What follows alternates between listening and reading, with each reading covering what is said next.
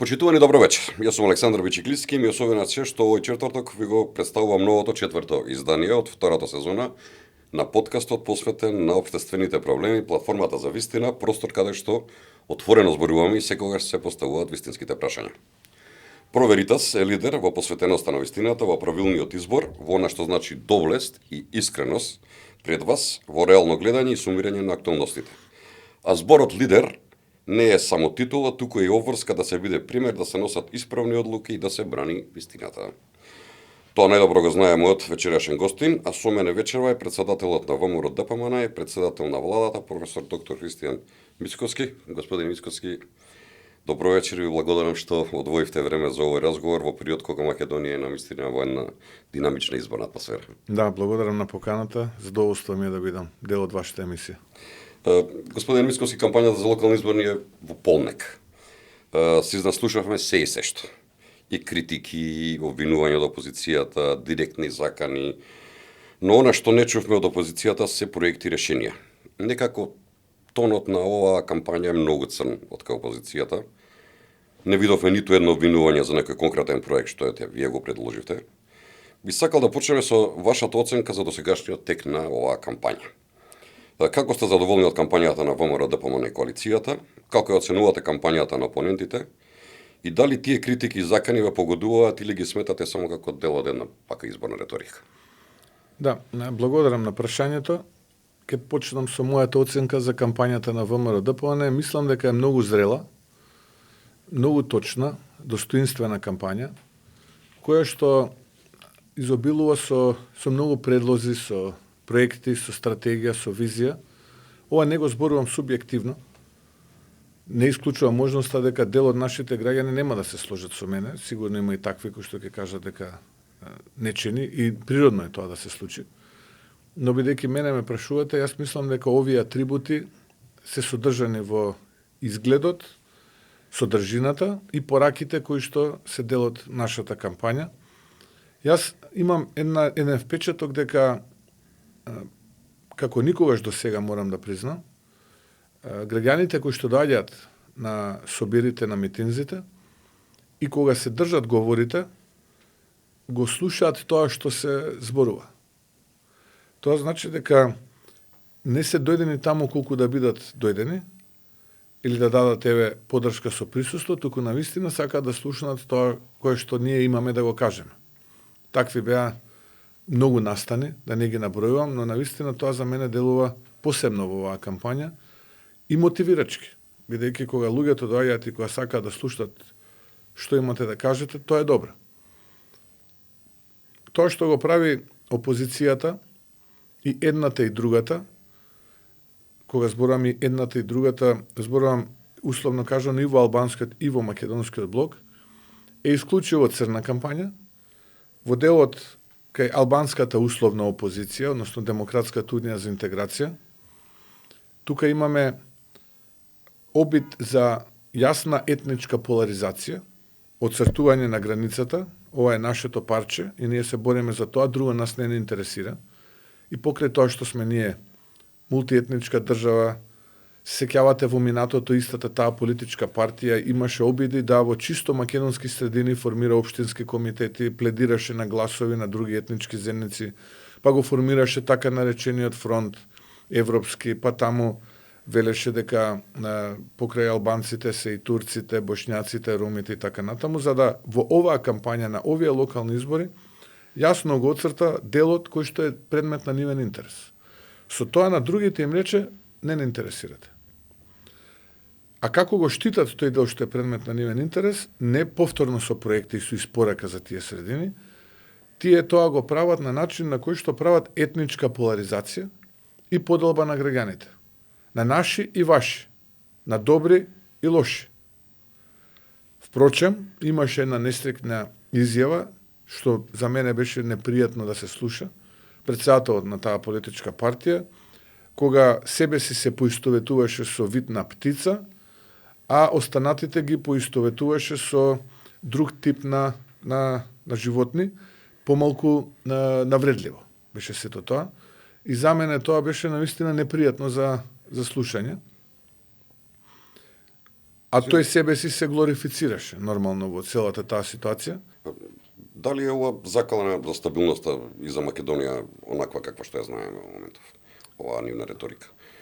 Не, ова е чисто реторика со која сака да магнетизира и мобилизира гласачи кои што се уште живеат во 20-тиот, 19-тиот век. Но тој број на гласачи е се помал. И тие кои што правеле било каква анализа пред овие избори, мислам дека имаа погрешна стратегија, бидејќи дури и тие гласачи ги изморија со оваа реторика. Времето на конфликти, на тензии, посебно на Балкан, посебно во овие услови, е невозможно. И тоа никој нема да го дозволи. Ако некој живее во тој свет и мисли дека на тој начин ќе добие политички бенефит, се лаже. И мислам дека тој тука се лаже. Од друга страна, СДСМ прави една целосна, би рекол, дифузна кампања, која што испраќа пораки кои што апсолутно немаат клучни зборови. Нормално од првиот ден до ден денешен, на крајот од кампањата за првиот круг сме, што се вели, тие единственото нешто што го прават се ад хоминем напади и најчесто ниски страсти, црна кампања од првиот ден, навреди, странично ги пуштаат своите креатори на мислење, така наречени новинари, кои што ги цитираат во портали кои што условно важат за блиски до СДСМ, кои што мене ми испратија порака дека би било штосно да ме видат распарчен и спакуван во куфер. Потоа го слушав говорот на неколку говори слушав, морав да признам, на председателот на СДСМ, буквално нема никакво говорење за проекти. Не постои такво нешто во говорите. Ниту еден проект. Доаѓам во одредена општина, логично е да кажам кој е мојот план, која е мојата визија за таа општина. Нема нападот е исклучиво кон мене, ми се обраќа во прво лице еднина, ми се обраќа во стилот демек слушни ваму, никој тебе не ти се плаши, нема потреба никој да ми се плаши, јас не сум страшило, луѓето што ме знаат дека јас прво немам таков карактер. Второ, покажав еве овие 15-16 месеци како председател на владата дека ниту сум осветољубив, ниту сум злонамерен, ниту па имам намера тоа да го правам, да имам некои своји лични принципи, впрочем кој нема. Потоа ме портретираат како надмен, можеби, не знам, исто така луѓето што ме знаат дека апсолутно сум антипод на сето тоа, и она кој што мене ми остана впечатливо покрај сите тие навреди, кога се обрати повторно во прво лице еднина, говорејќи дека никој не го мразиме ние ВМРО, зашто си се умислил дека ние го мразиме ВМРО, ние тебе те презираме. Замислете, тој човек е сепак педагог, родител и професор. Со таков речник да се, навистина недолично е сето тоа да се слуша. И јас бев вака непријатно изненаден, бидејќи мислев дека има некаков контент, некаква содржина таа порака. Сватив дека залудно изгубено време е тие 15 на минути колку што трае тоа обраќање, во кој што 12-13 минути директно мене ми се обраќа. Е залудно изгубено време. Имаме попаметни работи да правиме. Мислев дека ќе ги вкрстиме аргументите и плановите и проектите, но очигледно дека нивната намера е поинаква. И конечно имаме третата во оваа тријада актери во опозицијата, тоа е политичката партија Левица, која што исклучиво има задача да одработи најмногу за Демократската унија за интеграција во одредени средини, да биде класичен прокси играч и нормално цело време да се занимава со ВМРО ДПМН и со мене и со уште еден или двајца министри во владата, преку креирани, монтирани, сечени, лепени, со навреди и така натаму материјали. И нормално тука не изостануваат оној фолклор во кој што нивниот председател ја гледа политиката како естрада и тоа го пакува како изразување револт од тешката состојба и така натаму. Замислете ако ние сите кои што во моменти сме револтирани, излегуваме и ги навредуваме луѓето или го спакуваме сето тоа така, па на што ќе личи тогаш држава. Така што тоа е понудата од опозицијата и јас мислам дека граѓаните нови избори имаат јасно можност да направат разлика. Искрено да бидам, јас 35 години ги следам сите избори во Македонија.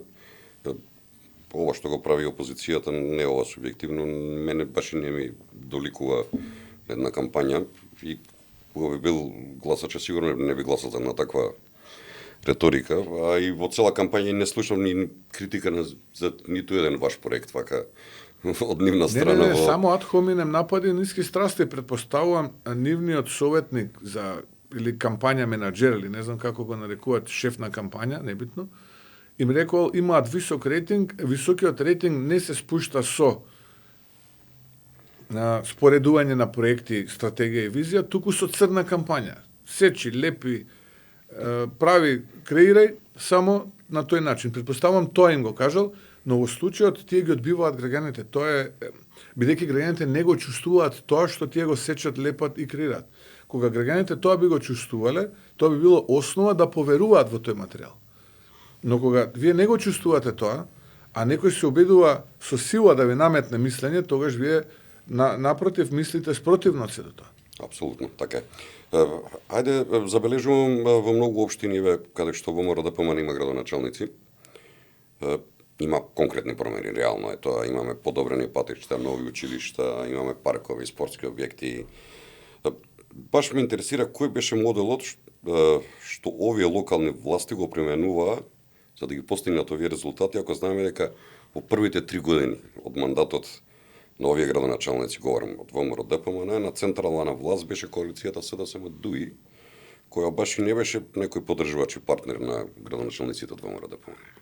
Апсолутно се согласувам. 3 години буквално помина во обструкции од страна на тогашната влада, но и покрај тие обструкции, општините наоѓа начин да ги реализираат проектите кои што ги реализира, и тоа беше навистина импресивно. Да не заборавиме дека дел од општините беа ултра заглавени со долгови. Тука пред се мислам на, еве да речеме, ќе споменам 2 такви општини. Општината Охрид, која што беше блокирана, која што после децении се одблокира, и општината Ресен, која што исто така после една деценија се одблокира, и уште некои други помали општини, но имаше општини каде што имаше доспеано побарување од страна на доверителите, речи си сите скопски општини, со исклучок на една или 2. И тука морам да им честитам на сите тие луѓе кои што, сите градоначалници кои што со една посветена работа покажа и докажа дека може да се работи, но на кое што представува, во такви услови може да се работи, но на кое што представува нивна, јас би рекол, исклучително позитивна карактеристика е фактот што еве 4-та година завршува нивниот мандат, нема ниту едно основано сомневање за сторен криминал, за условно кажано несовесно работење, нема ниту едно сведочење дека некој се однесувал недолично во јавноста, дека направил било каков срам нанесол врз партијата, врз себе си, врз сопственото семејство. И тоа е навистина импресивно. Не велам дека немаат слабости, секој има човек своји слабости, но во овие 4 години не постои некоја слабост која што може да исцрта некој кој што изминативе 4 години бил градоначалник, доаѓа од редовите на ВМРО ДПМН и коалицијата, и тоа представува наистина една посебна вредност. Во секој случај, и ако се подсетиме, ајде и што не помагаше таа претходна влада на овие градоначалници, туку на некој начин им одмагаше. Јас се сеќавам дека во најтешките моменти владата на СДСМ одби да помогне кога имав енергетска криза, нели, во државата. Апсолутно да. И тоа тешки и високи сметки беа тогаш врз комуналните предпријатија, тие кои што имаат големи трошоци за струја, па тогаш се правеше одредено репрограмирање, би рекол, на услугата, а потоа и на долговите, условно кажано, така што да имаше моменти на жестоки предизвици кои што, фала му на Бога, се надминаа, и денеска можам да кажам, посебно после оние први 2 повици. Видете, ние кога дојдовме како влада, не водевме сметка дали во одредена општина градоначалникот од СДСМ или од ВМРО ДПМН или па од некоја политичка партија. Замислете сега, конкретно претседателот на СДСМ оди во општина во која што градоначалникот е од СДСМ, не знам, тоа била Крушево, дали била таа Струмица, дали била Валандо. Секој од нив добил по неколку милиони евра за проекти од оваа влада. Нешто што не беше случај во минатото. И сега тој таму мене ме напаѓа со црна кампања. Па граѓаните кои што го слушаат си велат, чекај човече, до Бога што зборуваш? Па оваа влада овдека изфинансира тоа што вашиот градоначалник во ваше време со ваша влада 3 години не успеа ни да сонува. Но со оваа влада тоа го направи. И тоа ми го кажуваат во неформални разговори самите градоначалници. Токму тоа им беше поентата на следното прашање. Ајде да позборуваме повеќе за потребата од баш оваа поврзаност помеѓу централната и локалната власт. Затоа што очигледно е дека кога централната и локалната власт имаат некоја заедничка визија, резултатите се побрзи и поконкретни, без оглед на која политичка опција и припаѓаат. Како владата која што ја предводите, ќе продлавочи оваа соработка со општините во следниот период? И овде не мислам само на средствата од унгарскиот кредит, туку и на реакцијата на централната власт во однос на барањата на општините по различни прашања во кои што имате споделена надлежност. Прво, генералната политика би ја поделил во два дела. Прво, во делот на инфраструктурните проекти и капиталните инвестиции. Тие сега во моментот се исцрпени. Кој ќе разговарате со градоначалниците, ќе забележите дека станува збор за исцрпување на она кој што е сработено од аспект на проектирање и подготовка на документација. И мислам дека оваа следна година, 2026, како влада и како општини, треба да работиме на полето на создавање нови проекти. И ние како влада тоа треба да го поддржиме, заедно со општините, за да веќе следната 27 повторно тие нови проекти кои што оваа година ќе ги создадеме, ги финансираме како влада. И мислам дека тоа можеме да го направиме и тоа ќе го направиме. И нормално ова што е веќе почнато од првиот и од вториот повик, како и проектите од програмите на министерството да се доврши. Тоа е половина милиарда, тоа се 1250-1300 градилишта во еден момент. Се поставува прашањето дали имаме толку колку градилишта? По 1250-1300 градилишта во еден. Па да, во овој момент само се отпочнати околу 840 инфраструктурни проекти. Во овој момент, од првиот и од вториот јавен повик. Дел се во тендерска процедура, не се отпочнати. Затоа велам, станува збор за една озбилна операција. Половина милиарда евра, ниту една влада во независна Македонија не инвестирала во општините во целиот свој мандат, камо ли па за 15 месеци.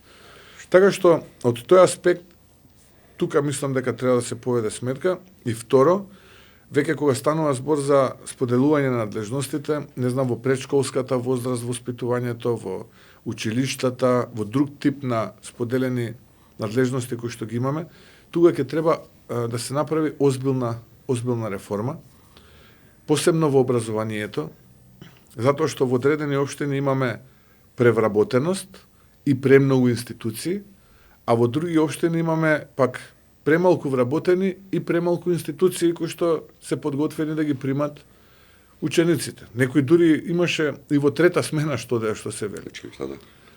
Но тука еве ќе го решиме ние тој проблем, ние се стремиме кон едносменско целодневно работење, нешто кое што го има на запад и кое што гледаме дека како модел е ефикасно.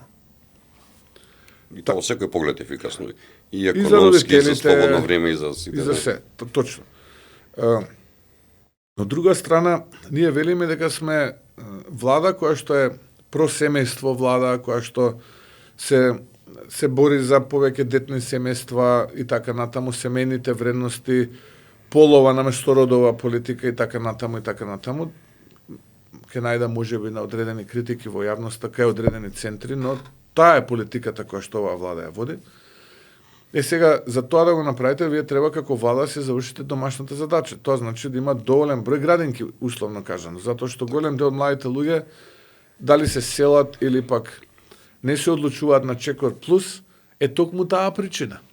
Да нема доволен број сместувачки капацитети за децава. и потоа не може да се снајдат и така. Мислам дека тоа веќе го надминуваме. И оваа година целосно ќе се надмине, онаму каде што има недостаток. Така што ние како влада сме проактивни и сите политики ни се комплементарни една со друга. Не водиме стихийна политика. Сега, ова, па чекај, тоа не чини, па нешто друго ќе почнеме. Се трудиме тоа да биде еден поврзан систем на садови кој што ќе функционира. Тешко е, не е едноставно, сепак наследивме држава пред банкрот и речиси уништени институции, не речиси него уништени институции. Тешко е да се обнови сето тоа за 5-16 месеци, но еве даваме се од себе за тоа да го направиме. Да, резултатите веќе и се видливи во Па да, и веќе се гледа и во макроекономска смисла и во друго. Ајде малку пак да позборуваме, ако ми дозволите, за локалните избори, најактуелни се сега, се најинтересни. Директно вака, што очекувате од изборите на крајот? Па очекувам убедлива победа повторно на ВМРО ДПМН и коалицијата. Очекувам минимум помеѓу 45 и 50 градоначалника плюс главниот град Скопје. 45 до 50 градоначалника? Да, сега имавме отприлика 42, не отприлика, не точно 42. Некои ми викаат дека сум песимиста, некои велат ќе имаме и повеќе. Јас наистина не знам колку е тоа повеќе, но еве, очекувам да имаме, би рекол, историски резултат. Затоа што граѓаните чувствуваат дека искрено сме влезени и сакаме да направиме. И даваме се од себе за да направиме. Како што кажав, имаме точна, прецизна кампања со јасна порака, кампања која што нуди решенија. Не е црна кампања, не е кампања со ad hominem напади. Кога говориме за кампањите, кажете ми како ги оценувате кампањите на вашите коалициони партнери од владата, конкретно говорам, од политичкото движење Знам, каква кампања тераат и од ВЛЕН? Па не сум обратил внимание многу во таа насока, бидејќи повеќе сум фокусиран на нашата кампања, на кампањата на ВМРО ДПМН и коалицијата. Слушам одредени нивни пораки и тие пораки се во рамките на тоа кое што го очекувам. Мене ми е навистина драго што конкретно Вреди или ВЛЕН е фокусиран на проекти. Еве, нивните кандидати за градоначалници, погледайте ги, зборуваат за проекти, за стратегија, што ќе направат во својот мандат, што не можете да го слушнете од нивните конкуренти. Да речеме, ДУИ, Демократската унија за интеграција, како што кажав, кај нив само една е пораката, поделба. И опит да се огради својот терен на интерес. Што мислам дека е, како што кажав предходно, погрешно, но ќе видат самите многу скоро. Што ќе кажете ве за независните кандидати? Дадоа свежина и некоја шареколикост на изборите или само ги скомплицира нештата со одлуката? Не можам да излечам, да речам, ова е навистина нешто свежо и така натаму. Има еден, условно кажано, независен кандидат или кандидатка, да кажеме, во Битола. Ја гледам исто така на социјалните медиуми дел од незината кампања, повторно практично кампања слична на СДСМ. Човек кој што имала можност како председавач на Совет, неколку мандати како советник во општина Битола да направи нешто за битолчани, но освен би рекол гола популистичка критика, апсолутно никаква понуда, така што не можам да издвојам некој да речам, овој навистина независен кандидат ме импресионираше. Такво нешто нема. Значи македонското општество практично не доби некој бенефит. Не.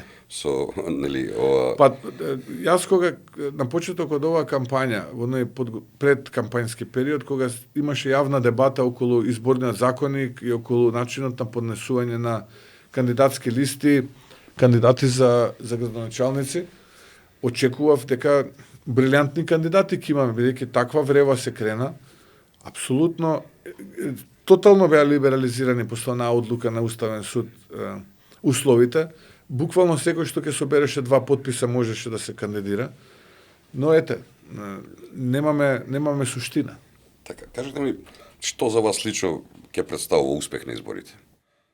Ако гледаме од аспект на освоени градоначалници, успех ќе подразбира да имаме оваа бројка која што ја кажав меѓу 45 и 50, од аспект на освоени гласови, јас очекувам, ако ги гледаме процентуално од бројот на излезени гласачи, очекувам да бидеме над резултатот во 2021 година, тогаш на советничките листи минус градот Скопје, советничката листа, се движевме околу 290.000, во градоначалниците и гласовите за нив минус градот Скопје околу 320.000. Сега очекувам да бидеме над таа бројка, убедливо. Кога велам убедливо, очекувам 15% најмалку да бидеме над таа бројка на гласови. А во делот на процентите визави гласачите кои што ќе излезат на избори, исто така очекувам таа бројка да биде многу поголема. Така. Сега, ако ми дозволите, би сакал да се фокусираме малку на националните политики. Ајде. Еве, во моментов наактуелна сега која економијата, и тоа сватена не само како макроекономската стабилност, БДП, иако секако тие се многу важни, нели? Туку повеќе како политики, да речеме, кон земјоделците, политики кон дигитализацијата на општеството, политики кон олеснување на трговијата. Кои мерки и политики ги планирате како влада во овој дел? Голем дел од политиките веќе се имплементираат или се во фаза на имплементирање. Еве конкретно за бруто домашниот производ, Државниот завод за статистика излезе со ажурирани податоци, во кои што јасно кажа дека во 2024 година бруто домашниот производ пораснал 3%. Сега за некого 3% ќе рече не значи ништо. Но имајќи предвид дека нашиот најголем трговски партнер е Европската унија, која што има низок раст 0,1, 0,2, 0,3%. Имајќи предвид дека првите два квартала беа споделени со СДСМ, каде што имавме низок раст на БДП, имајќи предвид дека 2023 имавме 2,6, 2022 имавме 2,8, третиот и четвртиот квартал од претходната година бележа наистина ворени резултати, 3,2-3,5% во вакви услови. Ако Европа само 1% ја зголеми својата економија, како што беше тоа случајот во период 2006-2008, да расте 2 до 3%, ние тогаш би имале над 6% раст на БДП. Би го дуплирале овој сегашниот раст на БДП. Интересно. Иако номиналниот БДП минатата година пораснал за 6,8%, а номиналниот во првата половина од оваа година расте над 7,5%. Така. Да речеме 7,5 беше првиот квартал, во вториот квартал беше 7,8%. Во првиот квартал имаме раст 3,2, во вториот 3,4, во третиот и четвртиот очекувам да ја видиме и бројката 4. Значи во едни вакви услови јас можам да кажам дека сум исклучително задоволен. Ние веќе дојдовме во 2024 на негде над 18 милиарди долари БДП.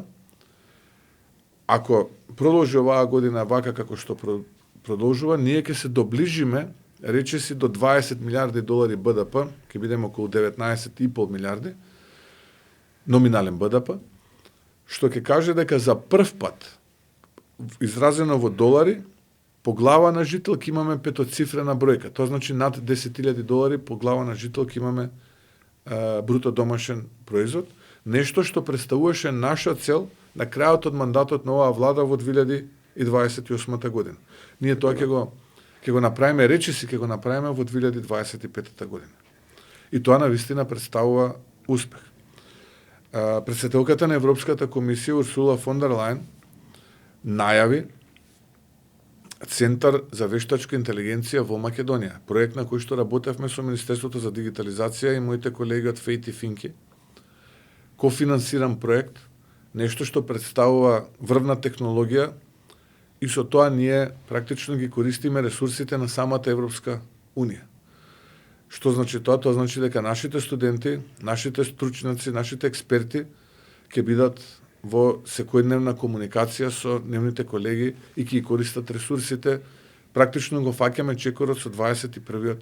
век, нешто кое што е навистина за поздрав. Извинете што ја прекинувам, според мене и пак еден можеби многу сериозен импакт за да ги задржиме младите во државата во Македонија.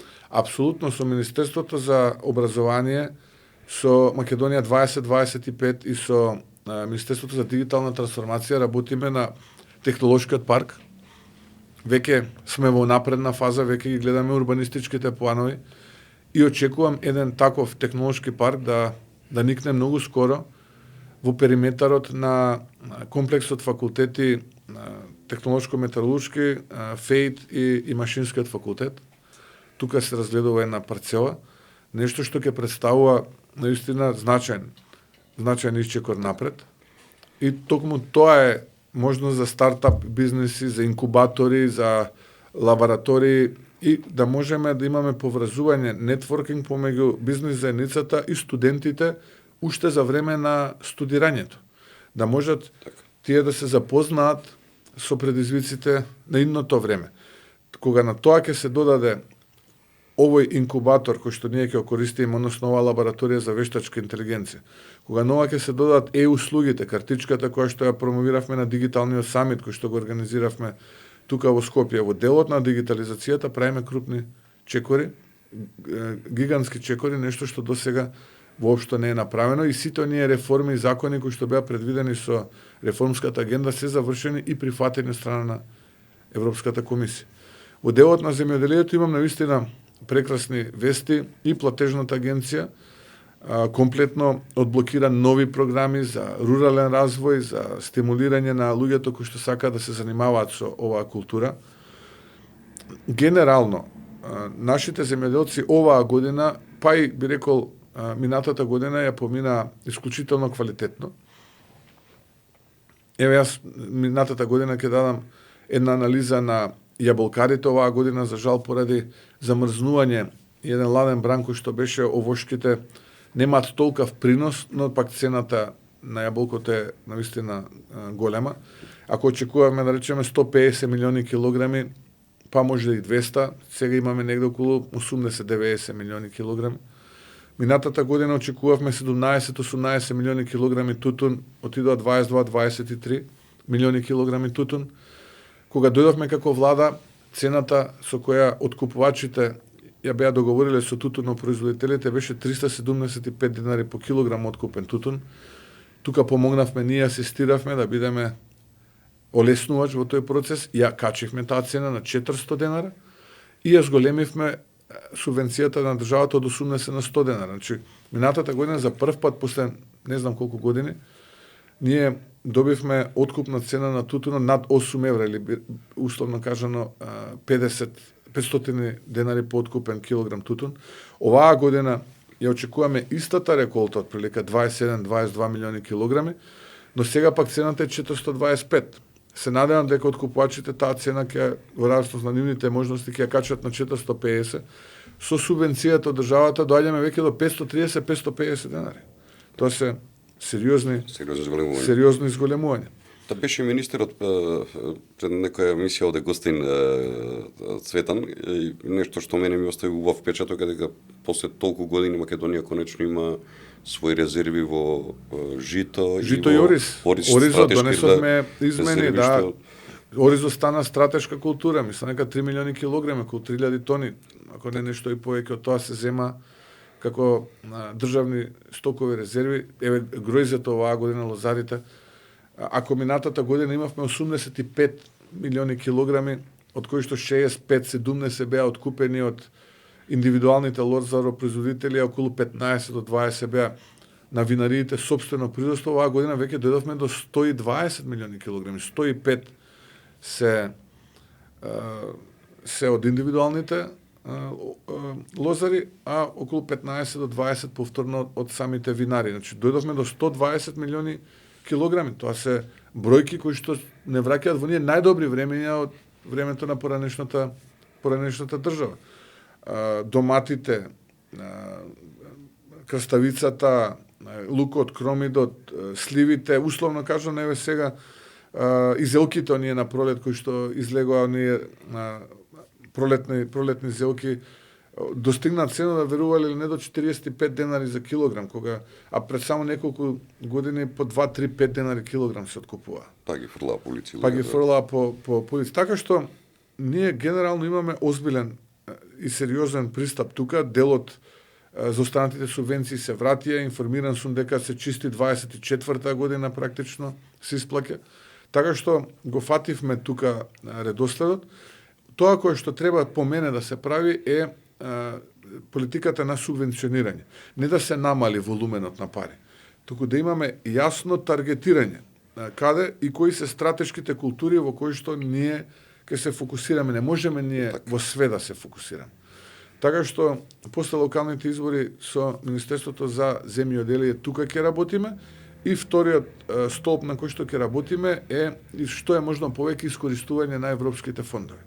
Тоа се двата правци во кои што ќе се движиме во делот на реформите, значи рурален развој и политиката на субвенционирање.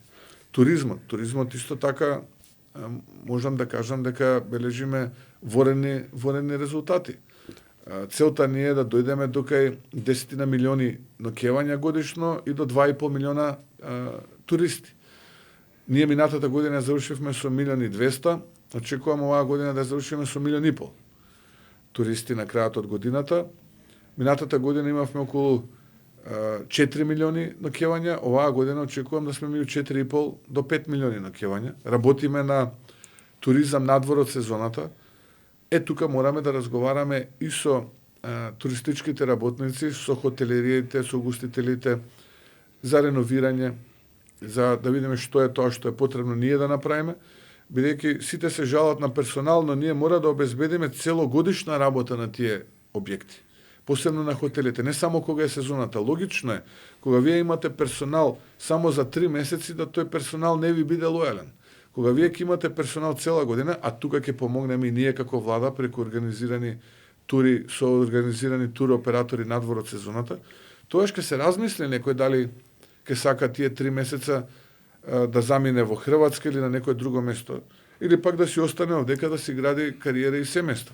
Бидејќи платите во тој сектор сега веќе не се баш така мали. Уведовме 11 нови авиолинии за дојдовни туристи. Тоа е токму во таа насока за поддршка на туризмот.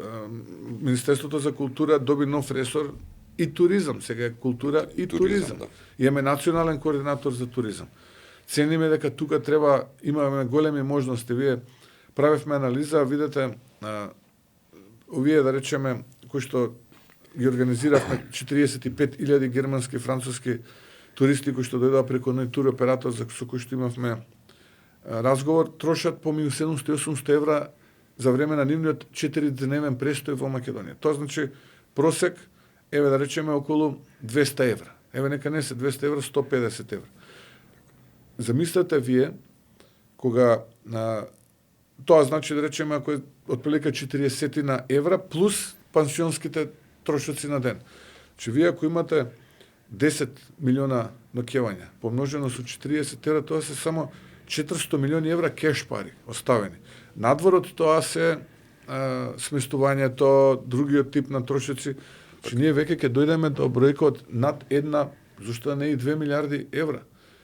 Тие 2 милиарди евра, споредено со она кое што ќе биде сега 20 на милиарди долари БДП, че ние веќе доаѓаме над 10% од БДП-то во секторот туризам. Тоа не е бројка која што треба да се игнорира. За нешто што сонувавме пред некој период. Дека да. Тоа ќе биде и тоа се одлични резултати.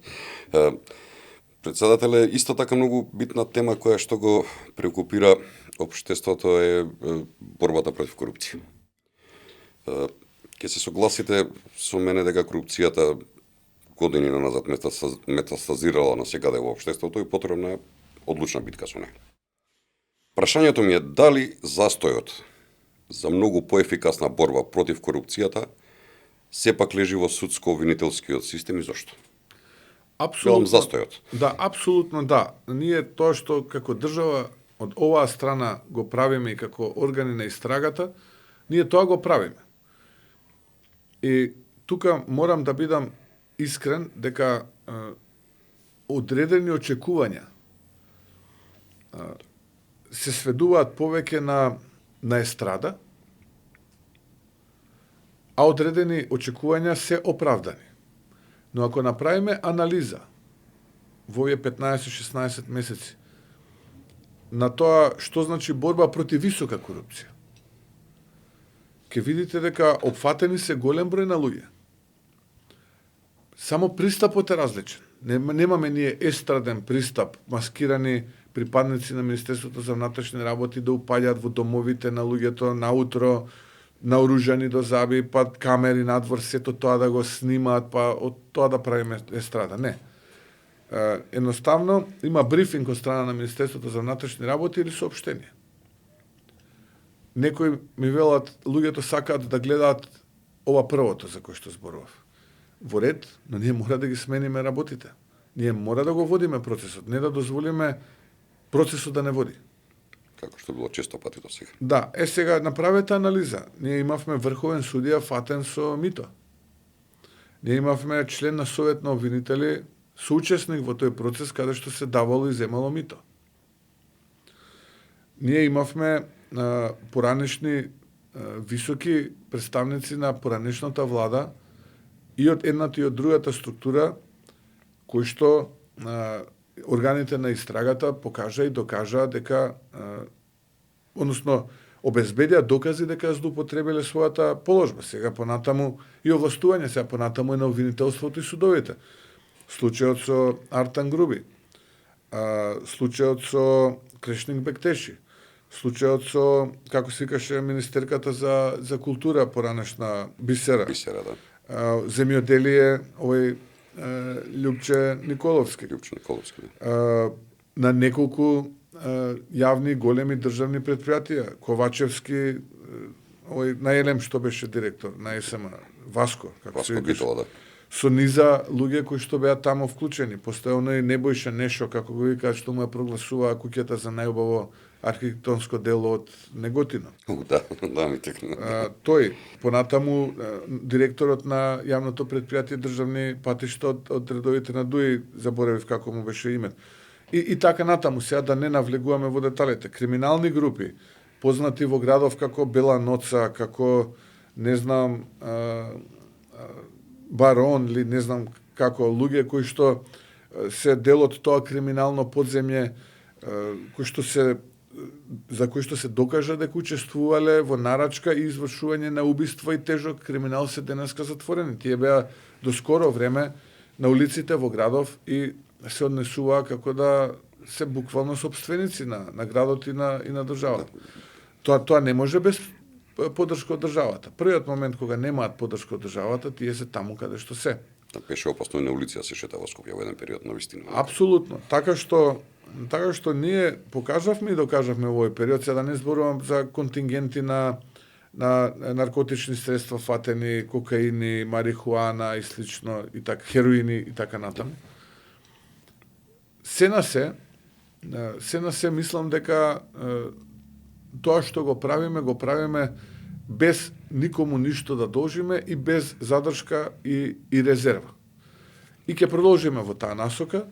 Ние сме можеби единствената влада која што во својот мандат своји именувани лица и во владата и на високи позиции во институциите приведе.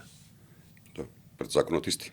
Нема тука секој кој што ќе се огреши, и јас упатувам апел до сите луѓе во држава доколку се соочат со девијантно таков тип на однесување да пријават. Сега изборен период веројатно не може многу да се стори, иако се јасни како ден калкулациите на актуелното обвинителство. Денови гледаме сериозни пропусти во многу важни истраги. Што планирате како влада да направите за да надминете оваа ситуација и да почне да се враќа довербата на луѓето во системот? Мора да има промени таму. Таму мора да има промени. И јас сум свесен дека тие промени може да бидат осудени од одредени структури во држава. Еве, ќе видите, кога ќе го почнеме процесот на промени, веднаш ќе се јават одредени невладени, експерти и така натаму, кои што ќе окритикуваат тоа и ќе го толкуваат како политичко насилие врз судството, независно и обвинителството. Објаснете ми во кој сегмент било кој граѓанин во оваа држава чувствува дека навистина ние имаме независно судство и обвинителство, кое што има доверба кај граѓаните од 2%. Нема. Еве еден човек, кажете ми, кој што... Дали е 2? Така? Дали е 2? И дали е 2. И ти. Така што кога сето ова ќе го заокружиме, таму мора да има промени. Мене ме обвинуваат за застој во реформите. Јас тоа еднаш кога го кажував во јавноста, ќе го повторам еве уште еднаш во вашата емисија. Реформите и оние реформски закони кои што се во процес на носење, ако се исклучи кривичниот законник и за судски совет законот, останатите, а тоа се законот за советот на јавни обвинители, делот од законот за судскиот совет, законите за јавни обвинители и суди, законите за јавна обвинителска и судска служба, тоа се за вработените, тие 6 закони, станува збор за најголемиот дел реформи, таму станува збор за независност во финансирањето, односно бараат повеќе пари за поисоки плати. Тоа е суштината. Да. Таму нема суштина како процесите да ги подобриме, како да подобро судиме и поефикасно, како имплементацијата на законите да биде поробусна, не, тоа не постои. Да се земе плата поголема. Да, и јас сега велам во ред. Еве и да се сложиме за тоа. Ова е двонасочна улица. Вие поголеми плати, но треба да имате и спорака поголема. Ајде да утврдиме критериуми. Што значи тоа што треба да го добијат граѓаните од вас. Јас не велам дека од овие 2% доверба имате вие магично стапче и дека веднаш следната година треба да биде 25. Ама нека биде следната година 5. Годината потоа нека биде 10%. Да дојдеме до 25% доверба на крајот на мандатот на оваа влада. Ние сме направиле голем исчекор, односно ние сме го зголемиле за 12 пати довербата кај граѓаните за обвинителите и судиите. И второ, да направиме анализа компаративна како е во другите земји членки на Европската унија, колкав процент од БДП-то, од бруто домашниот производ се издвојува за финансирање на обвинителите и судиите. Еве, да видиме како е тоа во Германија, Франција, средноевропска земја, некои од балканските земји членки, не па да направиме некој просек. Ние не сме просек, под просек сме како држава во делот на економијата, но еве прифаќам да направиме просек. Не можеме ние се речеме 0,8% од БДП за судовите, 0,6% за обвинителствата. Тоа така не иде. Ама и да направиме и една споредба што се случува таму кога има сериозни пропусти во истрагите, кои се консеквенциите, нели, да се направат и тоа двонасочна улица. Да се види, нели, до каде сме. Ајде да проговориме малку и за нешто што говоревте пред малку, Македонија стана градилиште. Очевидци сме на многу инфраструктурни промени периодов. Пуштени се во употреба километри патишта, тука би ги издвоило ние коридорот 8 и 10, каде што во изминатиот месец се градеше со полна пара, а неколку клучни делници беа поврзани, колку што се сеќавам, патот Прилеп Битола, Штип, Потиње, автопатот Етово, Гостивар, Букојчани, обиколницата кај Штип и ред други. Што може да очекуваме во наредниот период на ова поле? Инфраструктурата, железничката, патната и енергетската за нас како влада се прв приоритет. Зошто? Затоа што ние имаме една слабост како држава, ние не излегуваме на море, не излегуваме на голема река, која што е пловна, да. Но имаме една добра страна, што 2 коридори паневропски се вкрстосуваат на територијата на нашата земја. Тоа се коридорот 8 и коридорот 10. И еден друг, многу значен, тоа е во Бугарија познат како Струма коридор или коридор 11, е многу блиску до територијата на Македонија. И ние треба од сето тоа да извлечеме некаква корист. Да бидеме транзитна рута, бидејќи сите патишта тука се вкрстосуваат, кои што практично се дел од овие 2 паневропски коридори и третиот. Тоа значи дека ние индиректно преку овие 3 паневропски коридори се поврзуваме со неколку пристаништа во регионот. Пристаништа што се на Јонското и Јадранското море, пристаништа што се на Црното море, тоа е практично главната функција на коридорот 8, да ги поврзе Јонското и Јадранското море со Црното море, и потоа пристаништата што се условно кажано во Егејското море со Централна Европа, а таму имаме, да речеме, река која што е пловна, Дунав. Така. Ние ова треба да го искористиме. Ние сме во средината. Сите патишта тука поминуваат покрај нас. Ние не смееме да останеме слепо од срео или бајпасирани. И затоа ние велиме железничката, патната и енергетската инфраструктура ни се многу важни. И тука ние сме фокусирани и мораме тука да се фокусираме сите ние. Зошто се тие многу важни? Еве сега ќе ви кажам, да речеме, сите производи кои што доаѓаат од исток, а гледате дека Азија како континент веќе драматично расте. Кина е втора економија по номинален БДП во свет. 19-20 трилиона, Америка е прва со отприлика 29-30 трилиона. Но по куповна моќ, Кина е прва држава во свет по бруто домашниот производ. Индија драматично расте. Индија веќе ја надмина Германија по бруто домашен производ. Веќе имаме над 6 трилиона номинален БДП, а по куповна моќ се негде 13 трилиона. Таму се гигантите од порано Јужна Кореја, Јапонија, другиот тип на земји од Азија исто растат во трилиони. И тие практично суровините и сите производи кои што ги носат во Европа, ги носат најмногу во две пристаништа, тоа се Ротердам и Хамбург. Така. Сега што прават тие? Тие купуваат поблиску пристаништа, меѓу кои да речеме Переа и се акционери во Солун, Солунското пристаниште, конкретно кинезите. И тие прават проширување на капацитетот. Зошто? Затоа што ако таму ја истовараат робата која што ја носат од исток, не само они, и сите останати кои што извезуваат во Европа, тогаш тие ќе го скратат патувањето помеѓу 18 и 22 дена. Тоа побрзо патување, помали трошоци. Така. Помали трошоци, поголема конкуренција. Сега се поставува прашањето во ред како да го нанесеме тоа во Европа. Тие се трудат во неколку земји во Европа да направат своји, би рекол, копнени хабови, копнени магацини, за да не разберат подобро гледачите на емисијата. BYD, да речеме, направи фабрика за електрични автомобили во Унгарија. Инвестицијата беше, чинам, 10 милиарди долари. Во BYD генерално е кинеска компанија, но најголемиот акционер таму е Ворен Бафет. BYD не доаѓа сам, тој доаѓа со неколку помали логистички фабрики кои што произведуваат за BYD. Но за сите овие треба суровини и материјали да се донесат до таму. Ке се испорачаат на пристаништето. Како е најевтин начин да се однесат таму? Преку пруга. Ама не пруга по која што карго возот ке патува со 30, 20, 5 км на час, току пруга каде што ке може да патува по 100, 110, 120 км на час, неколку композиции на ден, не една композиција на ден.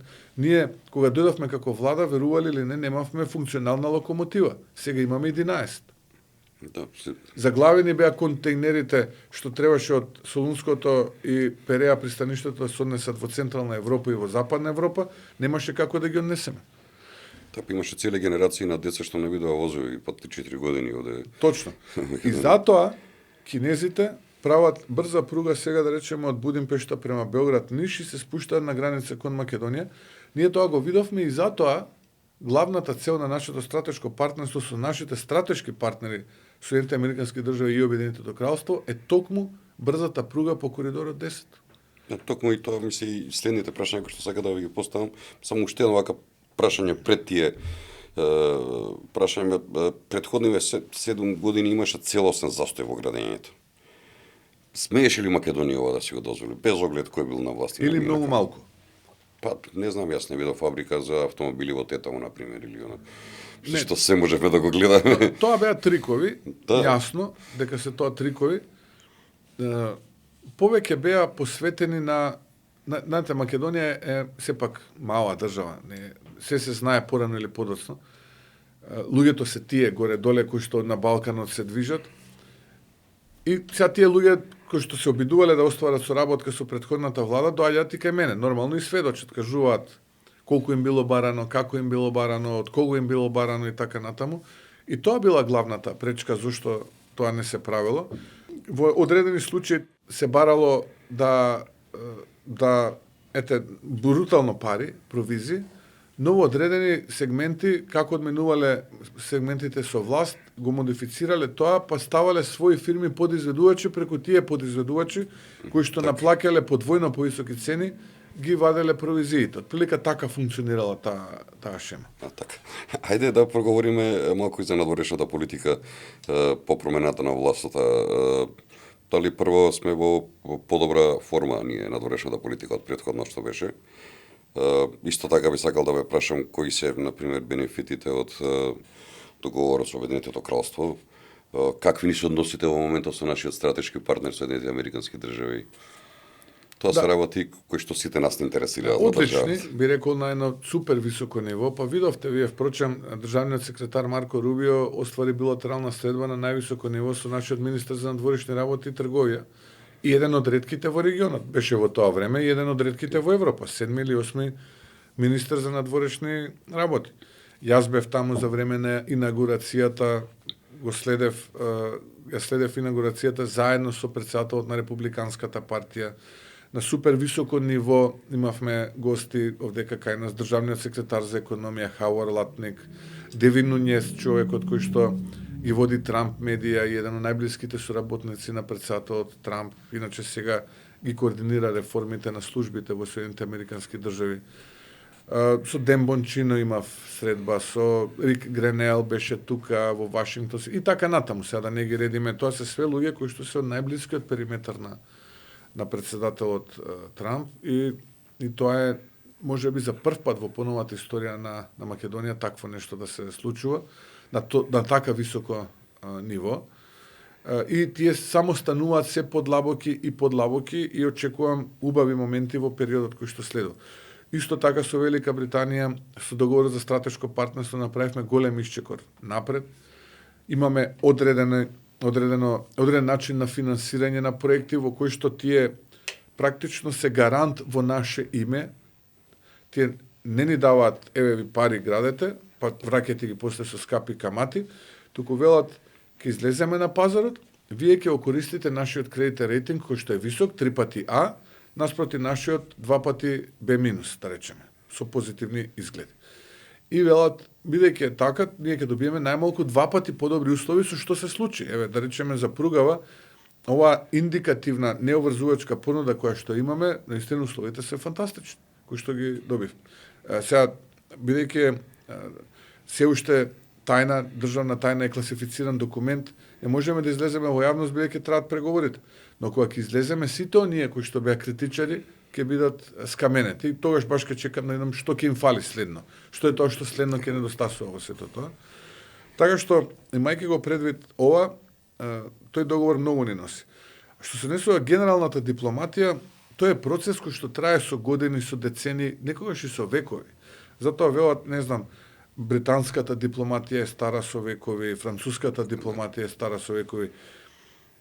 Ние имавме, за жал, работа со една авантуристичка влада, предходно, која што беше национално исплакната, делот таа влада, другиот дел го разбирам, зборам делот на Демократската унија за интеграција, зашто така се однесувале.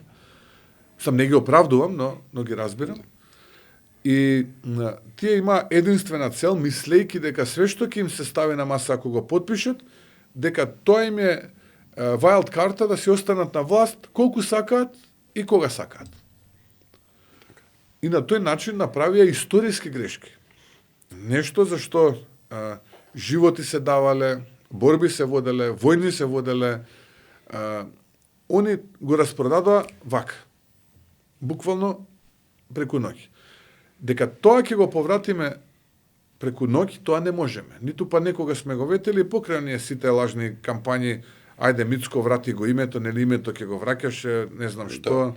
Да. Ајде сега каде е преговарачката позиција, зошто нели одложено дејство и така натаму.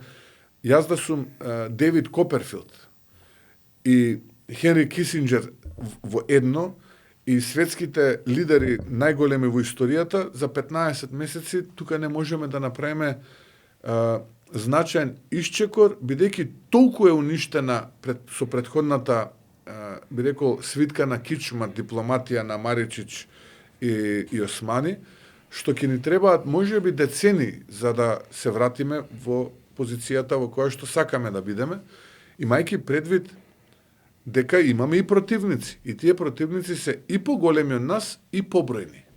И по-институционализирани таму каде што ние сакаме да бидеме. Но ние многу пати во историјата и како народ, и како нација, сме покажале дека кога сме обединети, можеме да совладаме и многу поголем и многу поброен противник.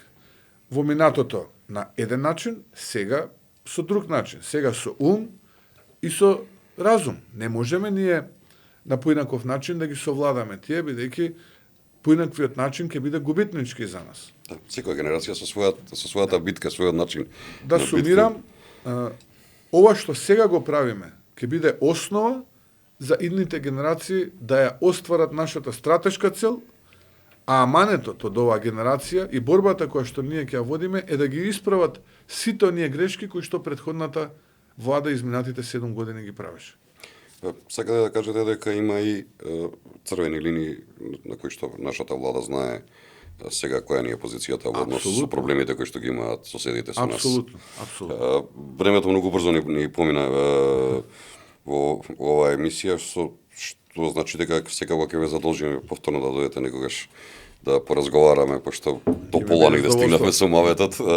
За крај, еве, на 24 часа пред првиот круг изборен молк, кога прилика емисијата се емитува, нели, од четврток во 22 часот, имате ли некоја завршна порака која што би им испратиле на нашите гледачи? Па мојата завршна порака би била дека кога се носи одлука за кого ќе се даде гласот, треба таа одлука да се носи врз основа на тоа како вели срцето, разумот и душата. Ако се двоумиме дали да излеземе на овие избори и да гласаме, ако нешто им значи моето мислење, е да излезат и да гласаат. Нека гласаат по сопствено убедување, но само да гласаат, бидејќи седењето дома не представува никаква порака, ниту пак манифестирање на некаков револт. Тоа ќе биде пречекано со добре дојде од страна на сите оние сили и структури кои што не мислат добро на Македонија како држава, кои што не сакаат оваа држава да успее, кои што не сакаат оваа држава да се развие. Затоа мојата порака е слушајте го срцето, разумот и душата и излезете гласајте. Гласајте по ваше убедување. Ние мислам дека во оваа кампања направивме се што можевме да ве убедиме и со нашиот минат труд, но и со пораките дека го заслужуваме вашиот глас и вашата доверба, но сепак одлуката е апсолутно индивидуална. Ви благодарам уште еднаш за присуството. Почитувани гледачи, ова беше најновото издание на емисијата Проверитас, платформа за борба на вистината. Ви благодарам за вниманието. Останете поврзани со нас на Facebook, Instagram, YouTube и на нашата веб страница proVeritas.mk.